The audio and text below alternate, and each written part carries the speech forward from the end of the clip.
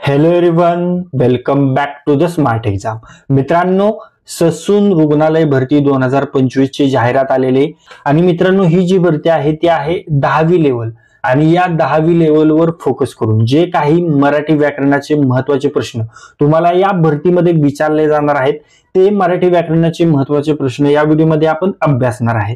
आणि ही भरती घेणार आहे IBPS. म्हणजेच IBPS चा पॅटर्न कसा आहे तर त्यामध्ये प्रश्न आणि 5 ऑप्शन्स असतात, तर त्या पद्धतीनुसार आपण हे प्रश्न अभ्यासणार आहे. चला तर वेळ न घालवता हा अति महत्त्वाचा व्हिडिओ स्टार्ट करू. पहा, पहिला प्रश्न, खालील वाक्यातील अधोरेखित शब्दाचा सर्वनामाचा प्रकार ओळखायचा आहे. अधोरेखित शब्द पहा, तू स्वतः मोटर चालवशील का? अधोरेखित स्वतः या शब्दाखाली आहे, हे लक्षात ठेवा. मग आपल्याला काय विचारायलंय, अधोरेखित शब्दाचा सर्वनामाचा प्रकार म्हणजे कोणतं सर्वनाम आहे स्वतः ते आपल्याला सांगायचं आहे. ओके, तर पहा, स्वतः म्हणजे काय आहे तर स्वतः, त्यानंतर आहे नीज, आपले. हे आपण मागच्या वेळी तुम्हाला सांगितलं होतं, मागच्या भागामध्ये जो दुसरा भाग होता त्यामध्ये नीज, स्वतः, आपले हे शब्द काय आहेत तर कर्त्यानंतर आले तर त्याचा अर्थ स्वतःलाच असा होतो. म्हणून स्वतः किंवा आपले हे काय तर आत्मवाचक सर्वनामे आहेत. ओके, म्हणून या प्रश्नाचे योग्य उत्तर पर्याय क्रमांक 3, आत्मवाचक सर्वनाम. म्हणजे स्वतः, नीज, आपले हे शब्द कर्त्यानंतर आले असता त्याचा अर्थ स्वतःलाच असा होतो, म्हणूनच त्याला आत्मवाचक सर्वनाम म्हणतात. आणि वाक्यातील तू हा कर्ता आहे आणि त्यानंतर आलेला शब्द स्वतः म्हणजेच तो आत्मवाचक सर्वनाम. ओके, त्यानंतर ऑप्शन देखील आपण तुम्हाला सांगत असतो. तर पहा, दर्शक सर्वनाम जो त्यामध्ये काय असतं, हा, तो, ती, ही दर्शक सर्वनाम आहेत. ओके, म्हणजे जो विशिष्ट वस्तू किंवा व्यक्तीकडे निर्देश करतो. त्यानंतर प्रश्नार्थक सर्वनाम काय आहेत तर प्रश्न विचारण्यासाठी वापरले जाणार. म्हणजेच आपण कशाने प्रश्न विचारतो, काय, कोण, त्यानंतर कधी, हे आहेत ते प्रश्नार्थक सर्वनाम आहेत. ओके, त्यानंतर पहा, संबंधी सर्वनाम. संबंधी म्हणजे काय तर दोन वाक्य जोडण्यासाठी वापरले जाणारे. म्हणजेच काय, जो किंवा ज्याच्याबद्दल बोलतो तशा पद्धतीने, जो, जी, जे.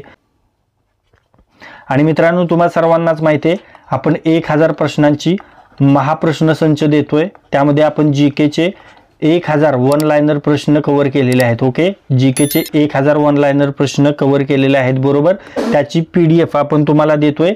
एक्झाम ओरिएंटेड प्रश्न आहेत, कमी वेळात तुमची जास्त रिव्हिजन होण्यासाठी त्याचा फायदा आहे. आणि ते तुम्हाला कसं मिळवायचे तर 98 23 93 18 27 या नंबरवर व्हॉट्सअप मेसेज करायचा आहे. सध्या फी फक्त 49 रुपये आहे, त्याची ओरिजिनल फी आहे 299. त्यामुळे आत्ताच ती PDF मागवून घ्या, परीक्षेमध्ये तुम्हाला 100% फायदा होणार आहे. आपल्या आत्तापर्यंत बऱ्याच मित्रांनी ती मागवलेली आहे. आता पहा, औष्ठ्य स्वर. औष्ठ्य स्वर कोणते असतात? औष्ठ्य स्वर, तर पहा, औष्ठ्य स्वर म्हणजे उच्चार करताना ओठांचा उपयोग होतो अशा स्वरांना औष्ठ्य स्वर म्हणतात. ओठ, ओठ, मग आ होतोय, उ पहा, ऊचा उच्चार ओठांनी होतोय, म्हणून योग्य उत्तर पर्याय क्रमांक 2, उ. या स्वरांचा उच्चार करताना ओठ पुढे आलेले असतात, म्हणून हे स्वर औष्ठ्य स्वर आहेत. बरोबर, यामध्ये आणखीन कोणकोणते आहेत तर यामध्ये आहेत प, फ, ब, भ आणि म. हे सर्व आहेत ते औष्ठ्य स्वर तुम्हाला सांगितले. त्यानंतर ऑप्शनमध्ये देखील पाहणार आहे आपण, आहे कोणते स्वर आहेत, एक कंठ्य स्वर आहेत. ओके, उच्चार करताना घासाचा वापर होतो. त्यानंतर ए ऐ हे कोणते स्वर आहेत, हे तालव्य स्वर आहेत. उच्चार करताना जिभेचा पुढील भाग आणि तोंडाच्या वरच्या भागाचा वापर होतोय. बरोबर, त्यानंतर ई हे देखील कंठ्य स्वर आहेत, कंठ्य आणि तालव्य. ओके, ई तालव्य स्वर आहेत, हे लक्षात ठेवा. ई तालव्य स्वर, ई. ओके, त्यानंतर म्हणजे हा कंठ्य आहे आणि ई हा तालव्य आहे, हे लक्षात ठेवा. त्यानंतर पुढे पाहूया,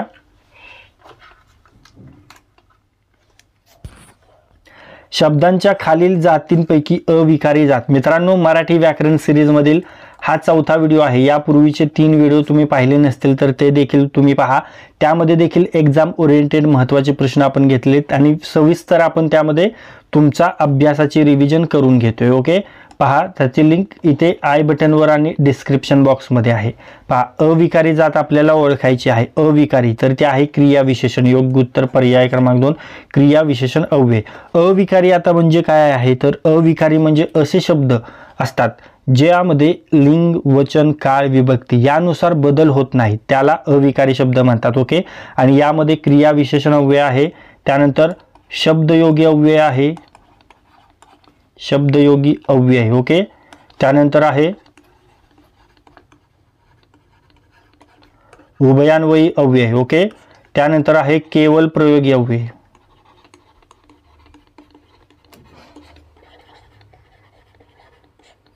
हे जे आहेत हे सर्व 1 2 3 हे अविकारी जाती आहेत, म्हणजे यांचा लिंग वचन काळ विभक्ती यानुसार यामध्ये बदल होत नाही, हे लक्षात ठेवा. आणि विकारी कोणकोणते तर नाम सर्वनाम क्रियापद हे जे आहेत ते विकारी आहेत, म्हणजेच नाम लिंग वचन काळ विभक्ती यानुसार यांच्या मध्ये बदल होतो म्हणून ते विकारी. ओके. आता पहा क्रियापद हे विकारी आहे. ओके. विकारी मग काळ पुरुष लिंग वचन इत्यादीनुसार बदलतात, म्हणजे जातो जाते गेले. नाम नाम हे देखील विकारी आहे, यामध्ये वचन गड पहा लिंग गड स्त्री गड असा. ओके. वचन विभक्तीमध्ये यामध्ये बदल होतो. त्यानंतर सर्वनामात सर्वनाम तो ती ते बरोबर. त्यानंतर पुढे पाहूया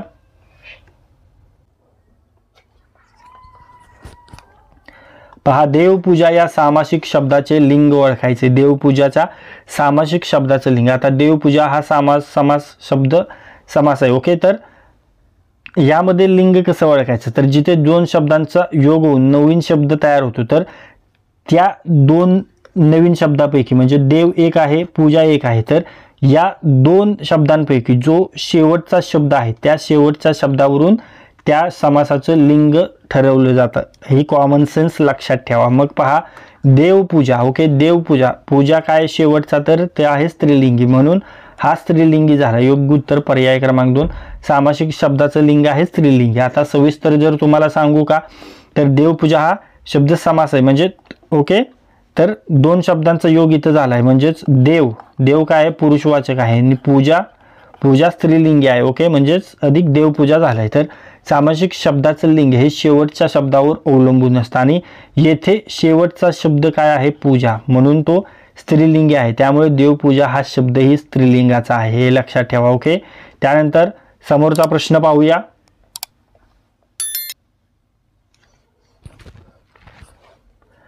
खालीलपैकी कोणत्या नामांचे अनेक वचन होते. कोणत्या नामाचं अनेक वचन होतं तर सामान्य नामाचं, हे लक्षात ठेवा. योग्य उत्तर आहे पर्याय क्रमांक 3 सामान्य नामाचं. ओके.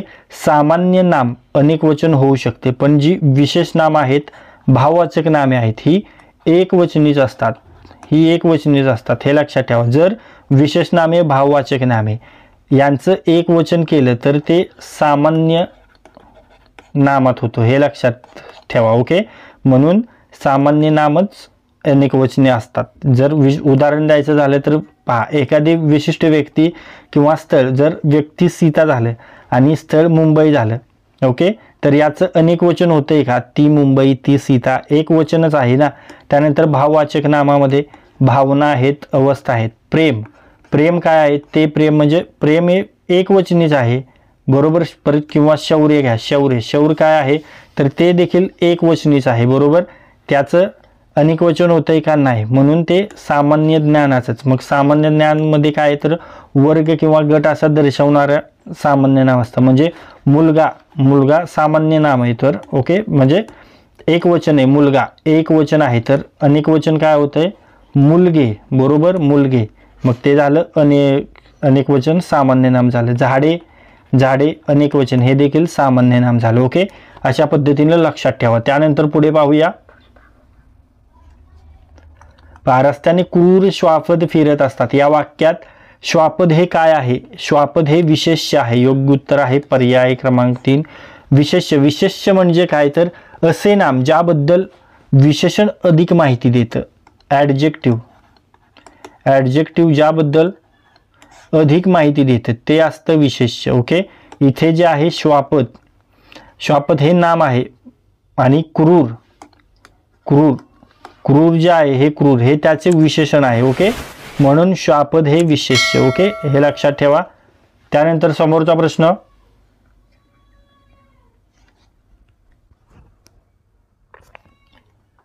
गवळी धार काढतो या वाक्यातील क्रियापदाचा प्रकार ओळखायचा आहे। गवळी धार काढतो तर हे सकर्मक क्रियापद आहे। योग्य उत्तर आहे पर्याय क्रमांक 1 सकर्मक क्रियापद। सकर्मक क्रियापद म्हणजे अशी क्रिया जी कर्म घेते, म्हणजे क्रिया करणारा एक आणि त्याचा परिणाम दुसऱ्यावर होतो। म्हणजे उदाहरण द्यायचं झालं तर राम फळ खातो, सोपं उदाहरण। तर इथं राम काय करता, फळ आहे कर्म आणि खातोय सकर्मक क्रियापद। ओके, त्याच पद्धतीने गवळी करता आहे, धार कर्म आहे आणि क्रिया काढतो, यामुळे काढतो हे सकर्मक क्रियापद आहे कारण ते धार या कर्मावर परिणाम करते, हे लक्षात ठेवा। ओके, त्यानंतर कर्म क्रियापद म्हणजे काय तर ते कर्म घेत नाही, पाणी वाहते।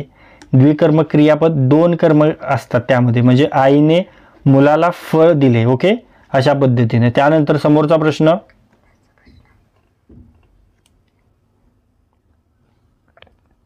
पहा पलीकडे एक चिंचेचे झाड आहे या वाक्यातील पलीकडे हे कोणते क्रियाविशेषण आहे। पलीकडे हे आहे स्थलवाचक, पलीकडे एक प्लेस सांगते, जागा सांगते, बरोबर, म्हणून ते आहे योग्य उत्तर पर्याय क्रमांक 2 स्थलवाचक क्रियाविशेषण। पलीकडे हा शब्द एखाद्या स्थळाचा, प्लेसचा, ओके, स्थळाचा किंवा जागेचा, किंवा आपण त्याला काय म्हणतो शुद्ध मराठी भाषेत ठिकाण, ठिकाणाचा निर्देश करतो। पलीकडे एक चिंचेचं झाड आहे या वाक्यात हे जे पलीकडे आहे मित्रांनो, हे पलीकडे या शब्दामुळे त्या झाडाचे स्थान स्पष्ट होते, त्यामुळे हा शब्द क्रियेचे स्थळ दर्शवतो आणि स्थलवाचक क्रियाविशेषण आहे त्यामुळे। ओके, स्थलवाचक क्रियाविशेषणामध्ये वर, खाली, मध्ये, अलीकडे, पलीकडे, जिथे, जिथे, तिथे इत्यादी शब्द येतात स्थलवाचक क्रियाविशेषणामध्ये, बरोबर। मग पलीकडे हा शब्द काय आहे, स्थळदर्शक स्थिती सुनिश्चित करणारा शब्द आहे। त्यानंतर ऑप्शनमध्ये आहे कालवाचक क्रियाविशेषण, यामध्ये क्रियाविशेषण क्रियेचा वेळ दर्शवतात, उदाहरणार्थ आज, काल, उद्या, लगेच। त्यानंतर आवृत्ती, आवृत्तीमध्ये काय असते तर आवृत्ती दाखवती, म्हणजे ही क्रियेची पुनरावृत्ती दर्शवतात, म्हणजे पुन्हा, वारंवार किंवा नेहमी अशा पद्धतीने। त्यानंतर समोरचा प्रश्न,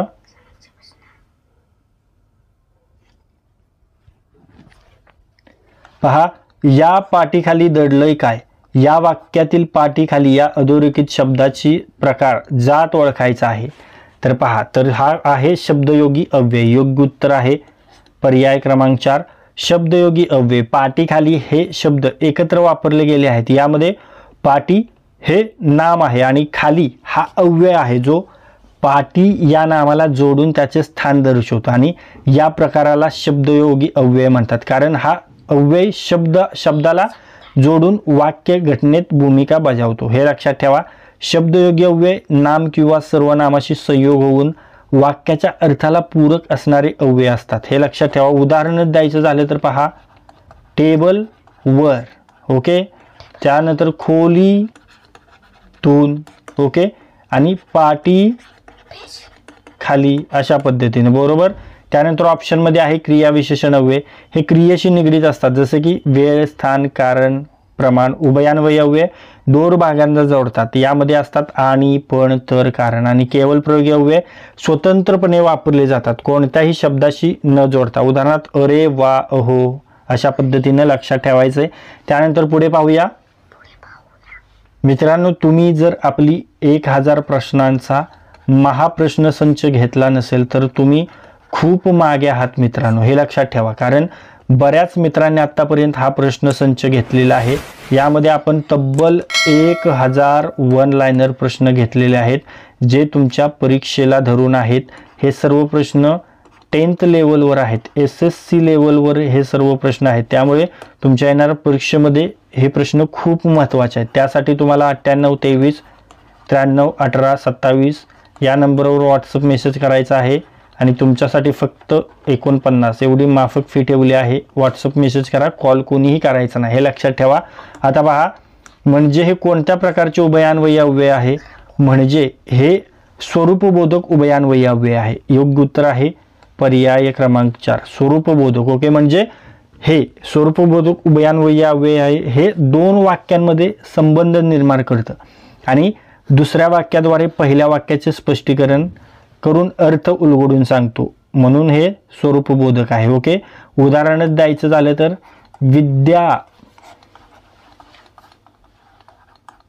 विद्या म्हणजे ज्ञान, बरोबर.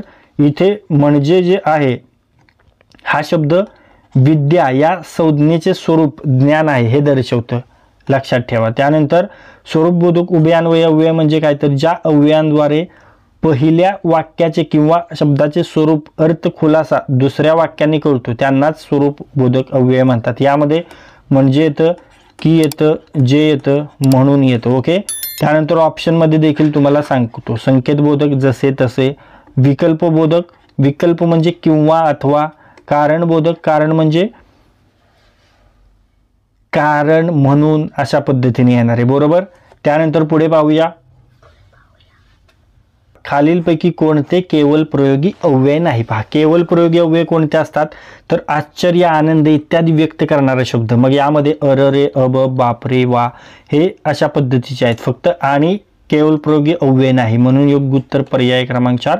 आणि अरे रे, अब, बाप रे, वा हे सर्व केवळ प्रयोगी अव्यय आहेत. हे शब्द भावना, आश्चर्य, दुःख, आनंद व्यक्त करतात, मात्र ते वाक्याच्या कोणत्याही घटकाशी जोडलेले नसतात. त्यांना वाक्यातून काढले तरी वाक्याचा अर्थ फारसा बदलत नाहीत. मग पहा, अरे रे तू परत अपयशी ठरलास. ओके, जर अरे रे काढले तर तू परत अपयशी ठरलास, काय फारसा फरक झालाय नाही. बाप रे किती महागडा आहे हे, बाप रे काढा, किती महागडा आहे हे, काही फरक झालेला नाही, बरोबर. अशा पद्धतीचे असतात. ओके, आणि हे समुच्चयबोधक उभयान्वयी अव्यय, मी दूध आणि ब्रेड खाल्ला अशा पद्धतीने, बरोबर. त्यानंतर पुढे पाहूया,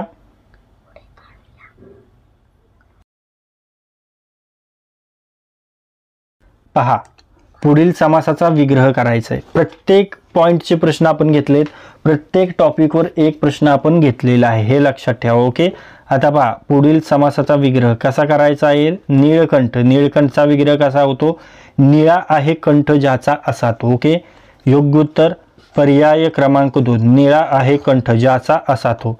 नीळकंठ हा कोणता समास आहे, हा बहुर्विही समास आहे, हे लक्षात ठेवा, बहुर्विही समास. विग्रह कसा, नीळकंठ यस्य सहा. ओके, ज्याचा अर्थ काय आहे, तर ज्याचा कंठ निळा आहे तो. ओके, असा व्यक्ती.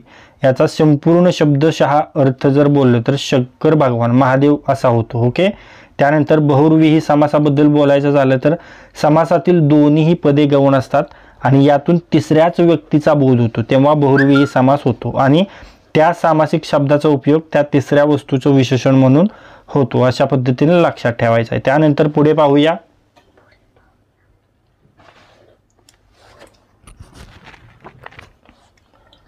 पुनरावृत्ती हा संधी कसा सोडवला जाईल. पुनरावृत्ती हा संधी कसा सोडवला जाईल, तर पुनः अधिक आवृत्ती. ओके, योग्य उत्तर पर्याय क्रमांक 1, पुनः अधिक आवृत्ती. पुनरावृत्ती हा शब्द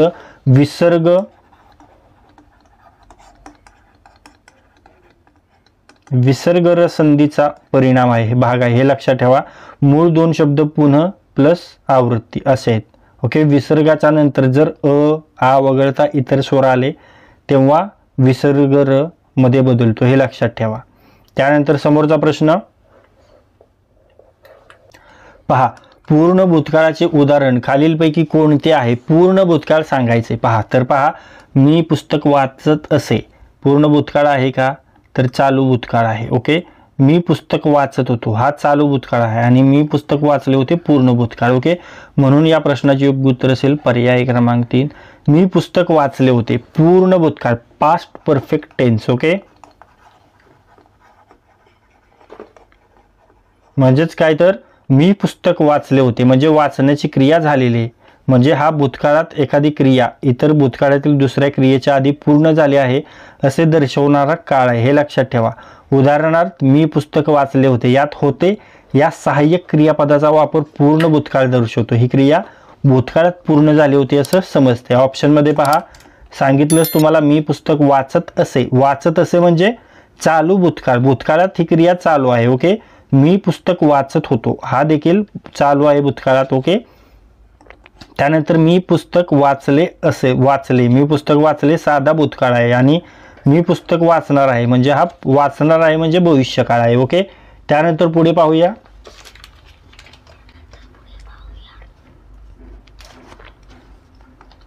मधु लाडू खात जाईल या वाक्यातील काळ ओळखायचा आहे. मधु लाडू खात जाईल, तर यात जाईल हा शब्द भविष्यकाळ दर्शवतो. ओके. म्हणून आणि खात यावरून क्रियेची रीत सूचित होते, म्हणून हा रीती भूतकाळ भविष्यकाळ. योग्य उत्तर पर्याय क्रमांक 3 रीती भविष्यकाळ.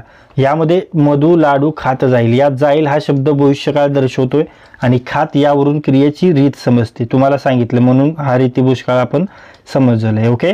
तर मित्रांनो, आत्तापर्यंत जे काही प्रश्न आपण पाहिलेले आहेत त्या प्रश्नापैकी काही प्रश्न मी तुम्हाला विचारणार आहे, त्याचे उत्तर तुम्हाला कमेंट बॉक्समध्ये द्यायचे. तुमच्यासाठीचा प्रश्न पहा. हा शब्दांच्या खालील जातींपैकी अविकारी जात आपल्याला ओळखायचे. डिटेलमध्ये पाहिलेला प्रश्न आहे. 5 पर्याय आहेत. 5 पर्यायापैकी योग्य पर्याय कमेंट करायचा आहे. प्रश्न पुन्हा एकदा पहा. शब्दांच्या खालील जातींपैकी अविकारी जात ओळखायचे. आन्सर कमेंट करायचे. तुमच्यासाठीचा समोरचा प्रश्न पहा. म्हणजे हे कोणत्या प्रकारचे उभयान्वयी अव्यय आहे. ओके. फुल डिटेलमध्ये पाहिलेला प्रश्न आहे.